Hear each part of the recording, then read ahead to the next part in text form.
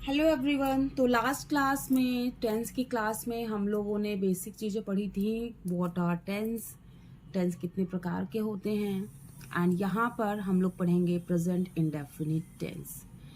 ठीक है, अभी हम लोग सिर्फ और सिर्फ प्रेजेंट इंडेफिनिट टेंस पढ़ रहे हैं। इनके चारों पार्ट पढ़ेंगे, यानी कि present indefinite, present continuous, present perfect tense, present perfect continuous. Then we will go to the future. Present, उसके बाद फ्यूचर में हमारा प्रेजेंट पे काम करना ज़रूरी है। ठीक है, उसके बाद फ्यूचर, क्योंकि यही बहुत ज़्यादा ज़रूरी है। अभी पास्ट तो गया, पास्ट तो गया, तो हम लोग लास्ट में जाएंगे पास्ट के पास। फर्स्ट हम लोग प्रेजेंट एंड द सेकंड हम लोग फ्यूचर करेंगे। तो ध्यान से मेरी ये वीडियो देखिए। जिसे भी टेंसेस में कोई भी प्रॉब्लम है, मैं 100% बोल रही हूँ दूर हो जाएगी, एंड उसे बहुत अच्छे से टेंस समझ में आ जाएगा, फिर कभी भी वो कंफ्यूज नहीं होगा। ठीक है, तो प्रेजेंट डेफिनिट टेंस में हम लोग चल रहे थे बेसिकली। अब प्रेजेंट की क्या पहचान होती है, मैंने बताया था लास्ट लेटर, आखिरी अक्षर हा होता है, that means it is present. ठीक है, अब इंडेफिनिट में क्या होता है, इंडेफिनिट की क्या पहचान है तो है प्रेजेंट बता रहा है, लेकिन अब इंडेफिनिट बताने के लिए आता है ता ती ते। हाँ, तो हमें पता है कि प्रेजेंट की पहचान है, एंड इंडेफिनिट में क्या होता है ता ती ते आता है, यानी ता है, ती है, ते हैं, इस तरीके से आ रहा है, तो वो इंडेफिनिट है, प्रेजेंट इंडेफिनिट। हाँ तो लगा ही होगा, तो ये तो कंफर्म है कि प्रेजेंट है। लेकिन अब प्रेजेंट में कौन सा है, ता ती ते देख के हम लोग पहचान जाएंगे कि प्रेजेंट इंडेफिनिट है। इसका स्ट्रक्चर क्या है, सब्जेक्ट सब्जेक्ट। कोई भी सेंटेंस बनता है, मोस्ट ऑफ द जितने भी सेंटेंसेस होते हैं पहले सब्जेक्ट आता है। ठीक है, कुछ कुछ सेंटेंस हैं ऐसे जो बिना सब्जेक्ट्स के हैं, लेकिन पहले जो भी मोस्ट ऑफ द सेंटेंस हम लोग बनाते हैं उनमें सब्जेक्ट सबसे पहले आता है। तो यहाँ पर भी सब्जेक्ट सबसे पहले है, एंड वर्ब की फर्स्ट फॉर्म है, वर्ब की first form plus object. Object means object कुछ भी हो सकता है, एंड ये दो हमारे मेन है। सब्जेक्ट यानी कि लिविंग ऑर्गेनिज्म, जितने भी लिविंग ऑर्गेनिज्म है, जितने भी इंसान हैं, जितने भी जानवर हैं, सब्जेक्ट क्या हो सकता है, लिविंग ऑर्गेनिज्म जितने भी होंगे सारे के सारे हमारे सब्जेक्ट में आएंगे। नॉन लिविंग भी आती हैं, ऐसी बात नहीं है कि सब्जेक्ट के प्लेस पे नॉन लिविंग नहीं आती हैं, बिल्कुल आती हैं, लेकिन काम कौन कर सकता है, लिविंग थिंग्स ही काम कर सकता है। ऑर्गेनिज्म, क्योंकि लिविंग ऑर्गेनिज्म ही हमारा काम कर सकता है, और नॉन लिविंग तो काम नहीं कर सकता ना। That is why I am giving here living organism. जितने भी कीड़े मकोड़े, बर्ड, चूहा छिपकली जो भी हैं, इंसानों के साथ सारी चीजें लिविंग ऑर्गेनिज्म के अंदर आ रही हैं, पेड़ पौधे सब वो सब्जेक्ट के प्लेस पर आएंगी। एंड वर्ब की फर्स्ट फॉर्म में एक्शन होता है। एक्शन, जितने भी एक्शन करने वाले वर्ड्स होते हैं, जितने भी वर्ड्स ऐसे होते हैं जो एक्शन शो करते हैं, जिन वर्ड से हमें पता चलता है कि कोई काम हो रहा है, दैट इज कॉल्ड वर्ब। ठीक है, और स्टेबिलिटी भी होती है, स्टेबिलिटी भी होती है, वहां पर भी हमें स्टेबिलिटी से भी पता चलता है कि ये वर्ब है। जैसे कि हम बोलेंगे वह टहल रहा है, टहल रहा है यानी कि हमें साफ साफ दिख रहा है कि वो टहल रहा है, काम कर रहा है, जो भी मतलब वॉक कर रहा है, मूव कर रहा है।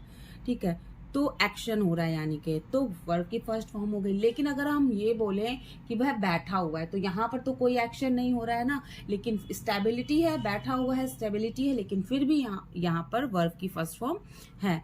तो वर्ब को लर्न कराने के, वर्ब को बताने के, तो ठीक है, मैं सिंपल तरीका बताऊंगी जो पुराना तरीका है, क्योंकि उसी तरीके से हम लोग बहुत अच्छे से लर्न कर सकते हैं। ठीक है, और समझने के लिए मेरे पास दूसरा तरीका भी है, तो मैं एक काम करूंगी, मैं दोनों तरीके ही आपको बता दूंगी इस वीडियो में, जो आपको इजी लगे आप उस तरीके से आप लर्न कर लेना। ठीक है, तो इंडेफिनिट के बाद मैं वर्ब बताऊंगी, वर्ब के फॉर्म्स बताऊंगी, सो दैट आप लोगों को आगे टेंसेस में प्रॉब्लम ना हो। मैं ढेर सारी वर्ब्स आप लोगों को बता दूंगी, मोस्ट ऑफ जितनी मतलब कोशिश करूंगी कि 100-200 वर्ब्स आप लोगों को मैं बता दूं। ठीक है, नहीं समझ में आता है प्लीज़ आप लोग कमेंट बॉक्स में लिखिए, so that I can understand कि आप लोगों को क्या समझ में आ रहा है, क्या प्रॉब्लम्स हो रही हैं। क्योंकि ज़रूरी नहीं है कि जिस तरीके से मैं पढ़ा रही हूँ आप लोगों को उस तरीके समझ में आए, लेकिन अगर आप लोग को नहीं समझ में आ रहा, कुछ आप पूछते हो, तो definitely I will take another words, I will use another words, you know what, तरीका मैं कुछ और दूसरा यूज़ करूँ जिससे कि आप लोगों को समझ में आ सके। ओके, तो अब बात आती है सब्जेक्ट पे। तो सब्जेक्ट 2 टाइप्स के होते हैं, एक होता है सिंगुलर, एक होता है प्लूरल। तो प्लूरल से भी सब सेंटेंस बनते हैं एंड सिंगुलर से भी सेंटेंस बनते हैं। सिंगुलर क्या होता है, हमारा वन यानी कि एक नाम हो या एक ही कोई सब्जेक्ट हो, एक पर्सन, एक इंसान, एक जानवर, एक पेड़। एंड प्लूरल यानी मैनी। मैनी यानी कि जब एक से ज़्यादा लोग होते हैं तो वहाँ पर हम लोग ज़्यादा लोग होते हैं तो उसे प्लूरल बोलते हैं।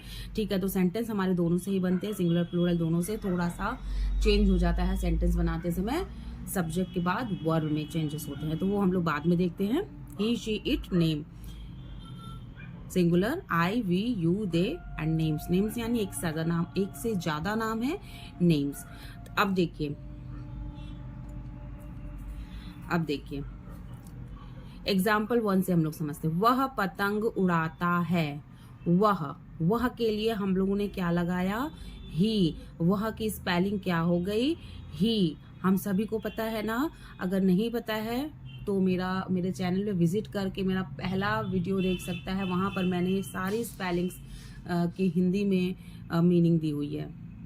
अब आती है बारी उड़ाता है। ठीक है, तो उड़ाता है के लिए उड़ाने की क्या होती, फ्लाई होती है। बेसिकली उड़ाने की होती है फर्स्ट फॉर्म, वर्ब की फर्स्ट फॉर्म क्या होती है, फ्लाई होती है। लेकिन अब यहाँ क्या डिफरेंस आता है कि ये सिंगुलर है, तो जब ये सिंगुलर है तो वर्ब की फर्स्ट फॉर्म में हम लोग SES IES ऐड करते हैं। ये हमें कैसे पता चलता है, जब हमें सिंगुलर एंड प्लूरल लर्न होता है।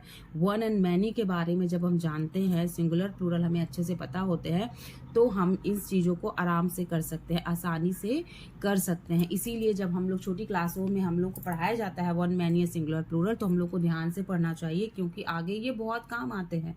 हर चीज़ जो हमें पढ़ाई जाती है स्कूल में काम आती है, कभी ना कभी, कहीं ना कहीं। तो इसी बेसिस पे फ्लाई, FLY, फ्लाई में हम लोगों ने Y को हटा के IES लगा दिया है, ये हो गया है फ्लाइज। सिंगुलर सब्जेक्ट के साथ SES या IES हम लोग लगाते हैं, तो ये फ्लाइज हो गया।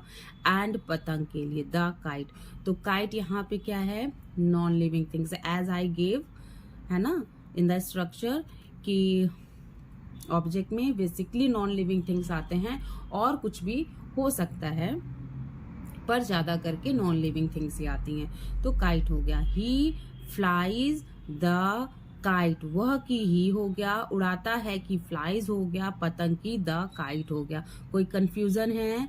नहीं। ठीक है, अगर कोई कंफ्यूजन है तो आप लोग कमेंट बॉक्स में पूछ सकते हैं। नंबर 2, मैं पतंग उड़ाता हूँ। एक ही सेंटेंस को मैं दे रही हूँ क्योंकि ये सिंगुलर था, ये सिंगुलर। अब देखिए मैं क्या होता है, मैं भी सिंगुलर ही होता है, मैं भी, हम एक ही होते हैं, वन ही होते हैं, लेकिन हम लोगों ने मैं को प्लूरल में रखा है। ठीक है, हाँ, मैं पतंग उड़ाता हूँ, मैं की आई हो गई, उड़ाता हूँ।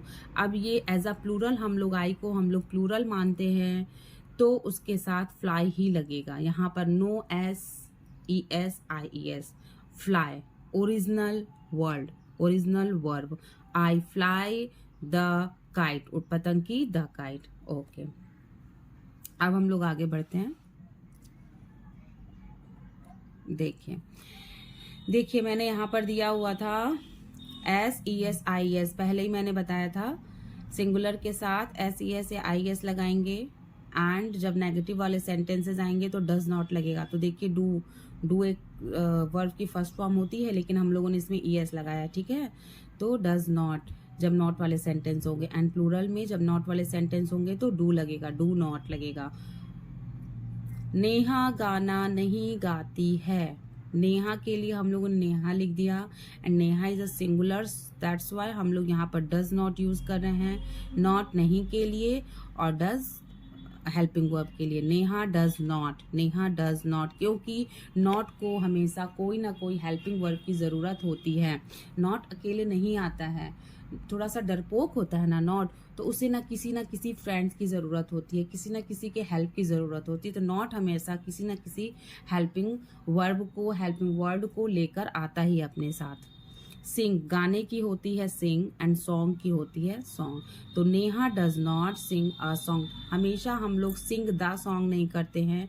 हाँ, अगर हमारा कोई पर्टिकुलर गाना है तो वहाँ पर हम लोग द यूज़ कर सकते हैं, या सेम वही गाना है तो अदरवाइज हम लोग सिंग अ सॉन्ग साथ में ही आता है, सिंग अ सॉन्ग। तो Neha does not sing a song, Neha गाना नहीं गाती है। ओके, नेक्स्ट है हमारा नेहा और स्नेहा गाना नहीं गाती है। सेम सेंटेंस है, बट यहाँ पर मैंने प्लूरल बनाने के लिए, प्लूरल में समझाने के लिए यहाँ पर देखिए दो नाम हैं। ठीक है, मैंने देखिए यहाँ लिखा है नेम्स। अगर नेम्स आता है तो हम लोग नॉट वाले सेंटेंस में डू नॉट लगाते हैं। Names I we you they तो है ही, नेम्स, नेम्स डू नॉट। तो ये नेम्स हो गए, दो हैं एक से ज्यादा हैं तो दैट मीन्स नेम्स। तो Neha and Sneha do not sing a song. ये आपको थोड़ा सा याद करना पड़ेगा कि अगर सिंगुलर सब्जेक्ट है तो डज नॉट, प्लूरल सब्जेक्ट है तो डू नॉट। यानी कि ये हम पॉजिटिव में भी देखिए यही फॉर्मूला हम लोग अप्लाई करते हैं। पॉजिटिव में भी जब सिंगुलर सब्जेक्ट होता है तो हम लोग एस ई एस या आई ई एस लगाते हैं ना। ठीक है, उसी तरीके से यहाँ पर भी हम लोग, बस ये है कि यहाँ पर फिक्स है, फिक्स है कि डज लगेगा एंड फिक्स है कि डू लगेगा। ठीक, तो Neha and Sneha do not sing a song, Neha और स्नेहा गाना नहीं गाती हैं, डू नॉट लग गया। ओके, नंबर 5, पहले हम लोगों ने पॉजिटिव पढ़ा, देन हम लोगों ने नेगेटिव सेंटेंस देखा एंड हम लोगों ने थर्ड में इंटेरोगेटिव सेंटेंस देख रहे हैं। क्या हम एक दूसरे को जानते हैं? यहाँ पर क्या से क्वेश्चन हो रहा है, यानी कि ये इंटेरोगेटिव सेंटेंस हो गया। तो क्या के लिए या तो नेगेटिव सेंटेंस होता है तो सब्जेक्ट और के अकॉर्डिंग हम लोग डज और डू लगाते हैं। तो नेगेटिव में भी ऐसे ही हम लोग करेंगे, नॉट नहीं लगेगा, लेकिन सिंगुलर के साथ क्या लगाएंगे? डज, एंड प्लूरल सब्जेक्ट के साथ डू। गुड नॉट लगे चाहे ना लगे। इंटेरोगेटिव में तो क्या से स्टार्ट हो रहा है, तो सबसे पहले हम लोगों ने डू लगाया। क्यों? क्योंकि सब्जेक्ट यहाँ सिंगुलर है, सॉरी प्लूरल है। और अगर सब्जेक्ट सिंगुलर होता तो यहाँ हम लोग क्या लगाते हैं? डज लगाते हैं। गुड, डू हम के लिए वी लगाया, जानते हैं के लिए नो लगाया, एक दूसरे को each other. Do we know each other? Do we know each other? I hope कि आप लोगों को इतना समझ में आया है। एंड मैं बात हमारा home assignment, it is very important. School में भी हम लोगों को होम असाइनमेंट्स मिलते थे, ज़रूरी है बच्चों के लिए, टीचर्स के लिए। बच्चों की प्रैक्टिस होती है एंड टीचर्स को पता चलता है कि बच्चे को कितना समझ में आया है जो मैंने पढ़ाया है। राइट, तो नंबर 1 है हमारा सुरेश दफ्तर बस से जाता है, रानी बहुत अच्छा खाना बनाती है, मैं और मेरी बहन गाना गाते हैं, वे शाम को टहलने जाते हैं एंड हम सभी खूब हंसते हैं। नेक्स्ट है Ravi goes to school daily, Seema and Ravi play together, he flies a dragon fly, she studies 4 hours a day, giraffe eats leaf more। तो देखिए ये जो सारे सेंटेंस हैं, इन सारे सेंटेंस के आपको 3 सेंटेंसेस बनानी है। यानी कि पॉजिटिव तो मैंने दी ही है, आपको नेगेटिव एंड इंटेरोगेटिव बनानी है। इंटेरोगेटिव कौन सी बनानी है? क्या लगा के बनाना है। ठीक है, क्या क्या इंटेरोगेटिव हम लोगों को क्या लगा के बनाना है, क्या आगे में लगा के। एंड हिंदी की इंग्लिश लिखनी है पॉजिटिव, नेगेटिव एंड इंटेरोगेटिव क्या वाले। और इंग्लिश का जो है, इंग्लिश की हिंदी आप लोगों को लिखनी है पॉजिटिव, नेगेटिव एंड इंटेरोगेटिव क्या वाले। अब देखिए आगे, हाँ, आपका मन है, आपको और ज़्यादा प्रैक्टिस करने का मन है तो आप कब, क्यों, कहाँ, कैसे वाले सेंटेंस भी बना सकते हैं। आप ट्राई करेंगे, आप प्रैक्टिकल करेंगे कि अगर क्या की जगह क्यों लगाया जाए, कब लगाया जाए, कैसे लगाया जाए। तो ये सारे वर्ड्स जानते हैं बीच में आएंगे, लेकिन ठीक है ये सारे वर्ड्स बीच में आएंगे।